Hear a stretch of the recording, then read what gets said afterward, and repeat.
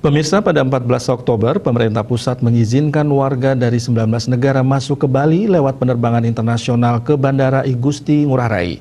Namun daftar negara ini bisa berubah jika negara bersangkutan belum membuka diri bagi Indonesia. Daftar 19 negara yang diizinkan masuk Bali tersebut adalah Arab Saudi, Uni Emirat Arab, Selandia Baru, Kuwait, Bahrain, Qatar, Tiongkok, India, Jepang, Korea Selatan, Liechtenstein, Italia, Prancis, Portugal, Spanyol, Swedia, Polandia, Hungaria, dan Norwegia. Koordinator PPKM Jawa Bali Luhut Binsar Panjaitan mengungkap alasan dipilihnya 19 negara itu. Ia menyebut dalam rapat terbatas atau ratas yang dipimpin Presiden Joko Widodo juga dibahas terkait pemilihan 19 negara yang bisa masuk ke Bali.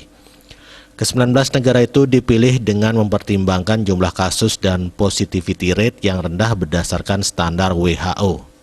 Daftar 19 negara yang diperbolehkan masuk ke Bali, saya dapat jelaskan bahwa 9 negara tersebut dipilih untuk mempertimbangkan jumlah kasus dan tingkat positivity rate yang rendah berdasarkan standar WHO.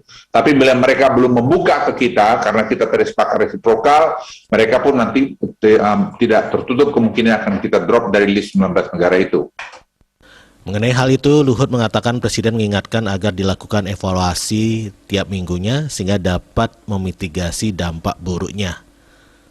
Dia Dewi Bali Pos melaporkan.